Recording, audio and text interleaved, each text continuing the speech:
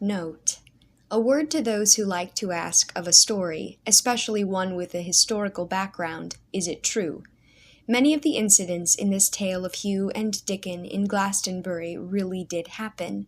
A good many more might actually have taken place, if we are to believe persistent tradition, and the details of the setting are as authentic as a good deal of research can verify.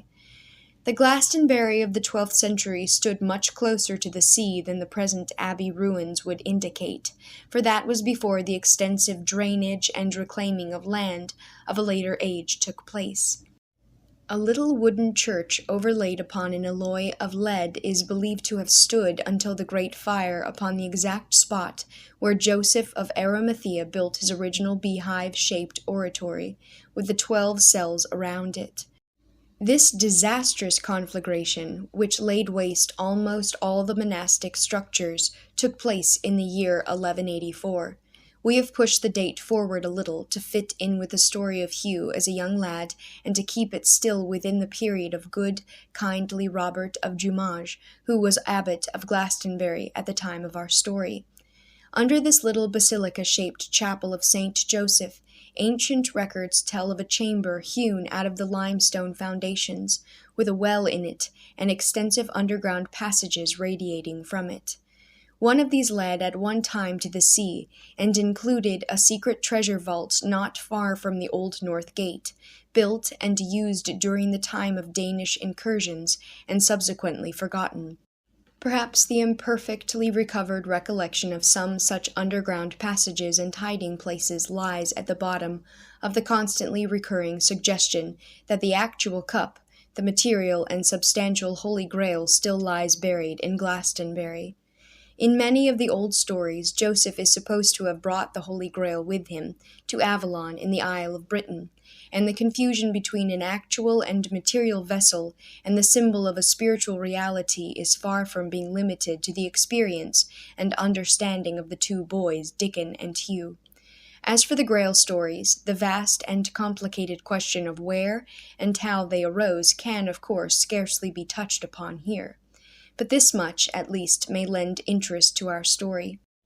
The tradition of a lost book appears again and again, no matter which lane one travels down in search of Grail source material.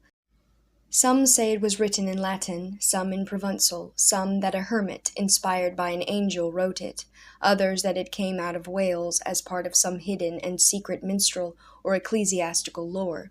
And of course many trace the whole Christianized version of the stories to monkish sources, in which the name of Glastonbury frequently figures. The late 12th century is said also to be the period in which the Grail stories began to take form, so it is not at all beyond the bounds of possibility that a lad in Glastonbury, like Hugh, should have collected and written them from some unknown source about the time of the Great Fire. All that we have recorded of Sir Hugh de Morville is historical, as is also the account of the finding of King Arthur's grave and the description of St. David's sapphire altar, which was lost for long years and then found hidden underground. The ravages of the Great Fire and its promised rebuilding by King Henry II are authentic, and the visit of Walter Mape and Maurice the minstrel in the king's train at Glastonbury is, at least, probable. To the tireless and loving labor of such monks as Brother John we owe far more gratitude than has ever been given, patiently copying by hand in clear black script books that would otherwise have been lost to us. They kept alive not only the substance of men's thoughts, but also the art of binding and illuminating, which made of those books treasures of beauty beyond price. There were countless Brother Johns in the Middle Ages, and a few saintly souls like Brother Simon. Life was by no means dull and stuffy in the vast monastic communities of those days, and a boy might easily find in them friendships, and happy tasks, and high adventure, as Hugh did in his year of searching for the hidden treasure of Glaston.